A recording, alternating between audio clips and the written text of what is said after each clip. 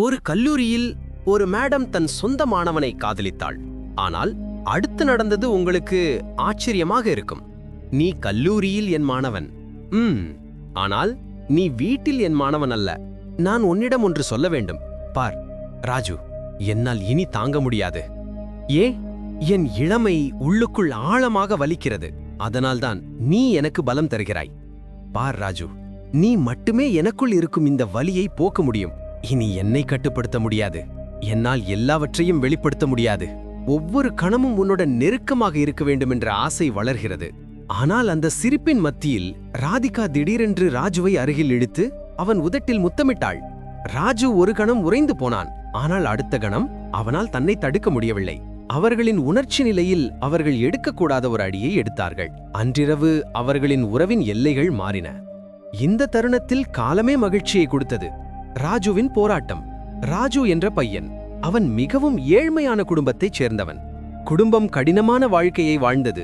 ராஜு கடினமாக படித்தார். அவர் தனது கல்வி கட்டணத்தை தானே செலுத்தினார்.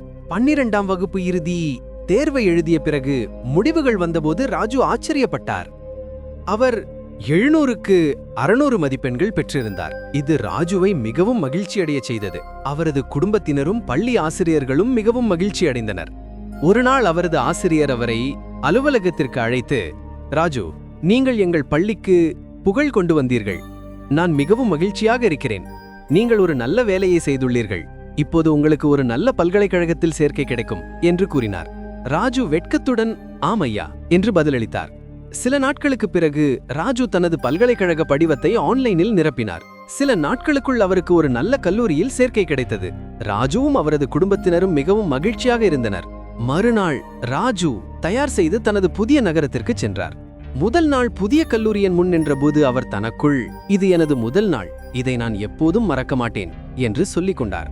அவர் கல்லூரிக்குள் நுழைந்து வகுப்பறையை அடைந்ததும் முதல்வர் ராஜு மேடம் பார்த்து சிரித்தார். ராஜு தன் இருக்கையில் அமர்ந்து வகுப்பில் கவனமாக படிக்கத் தொடங்கினான். வகுப்பு முடிந்ததும் எல்லா மாணவர்களும் வெளியேறத் தொடங்கினார். பின்னர் மேடம் பின்னாலிருந்து அழைத்து, ராஜு, ஒரு நிமிஷம், நான் உன்னிடம் பேச வேண்டும் என்றார். ராஜு நிறுத்தினார். மேடம் கேட்டார், 700க்கு 600 மதிப்பெண்கள் எடுத்த அதே மாணவன் தானா? ராஜு பதிலளித்தார், ஆம் மேடம். மேடம், மிக நல்லது, நீங்கள் மிகவும் புத்திசாலி மாணவர். ராஜு, ஆம் மேடம், நான் மிகவும் கடினமாக உழைத்தேன். இது அந்த கடின உழைப்பின் பலன் என்றார். இதை கேட்டதும் மேடம், இந்த பையன் மிகவும் கடின உழைப்பாளி என்று நினைத்தாள். அவள் ராஜுவிடம், ராஜு, நீ மிகவும் நல்ல மாணவன். அதனால்தான் நீ என் பயிற்சி வகுப்பில் சேர்ந்து என் வீட்டில் படிக்க வேண்டும் என்று நான் விரும்புகிறேன் என்றாள். ராஜு கொஞ்சம் தயங்கி, மேடம், நான் அதை பற்றி யோசித்து உங்களுக்கு தெரிவிக்கிறேன் என்றார். மறுநாள் கல்லூரி மீண்டும் தொடங்கியது. முழு வகுப்பு முடிந்ததும் டிஸ்மிஸ் பெல் அடித்தது. எல்லா மாணவர்களும் வெளியேற தொடங்கினர். நீங்க ஏதாவது யோசிச்சிங்களா என்று மேடம் ராஜுவிடம் கேட்டார். சரி மேடம், நான் உங்க கூட வர ரெடி என்று ராஜு பதிலளித்தார். வகுப்பு முடிந்ததும் ராஜுவும் மேடமும் காரில் ஏறி மேடம் வீட்டிற்கு சென்றனர். ராஜு வீட்டை பார்த்ததும் மிகவும் ஆச்சரியப்பட்டார். இவ்வளவு அழகான பெரிய வீட்டை அவர் இதற்கு முன் பார்த்ததில்லை. மேடம் சிரித்துக்கொண்டே, நீங்க வெளியே இருக்கீங்களா அல்லது உள்ளே வரீங்களா என்று கேட்டார். ராஜு, ஆம், நான் உள்ளே வருவேன் என்றார். இருவரும் உள்ளே சென்றனர். அலங்காரங்களை பார்த்து ராஜு ஆச்சரியப்பட்டார். அவர், மேடம், உங்க வீட்டில் வேறு யார் வசிக்கிறார்கள் என்று கேட்டார். மேடம் சற்று சோகமாக, என் பெற்றோர்கள் இந்த உலகத்தை விட்டு வெளியேறிவிட்டார்கள். சில நாட்களுக்கு முன்பு அவர்கள் இறந்துவிட்டனர். இப்போது நான் தனியாம வாழ்கிறேன். இதை கேட்டதும் ராஜு கொஞ்சம் சோகமாகி, சாரி மேடம், நான் ஒரு தவறு செய்தேன். நான் அதை கேட்டிருக்க கூடாது. மேடம் சிரித்துக்கொண்டே, பரவாயில்லை என்றார். பின்னர் ராஜுவை ஒரு அறைக்கு அழைத்துச் சென்று, இது உங்க அறை, நீ இப்போ இங்கேயே இரு என்றாள். ராஜு முழு அறையையும் கவனமாக பார்த்தாள். அழகான பர்னிச்சர்கள் மற்றும் சுத்தமான சூழ்நிலையைக் கண்டு அவர் ஆச்சரியப்பட்டார். சிறிது நேரத்திற்கு அப்புறம் ஆசிரியர் ராஜுவை, ராஜு, ராத்திரி விருந்துக்கு வாங்க என்று கூப்பிட்டார். ராஜு வெளியேறினார்.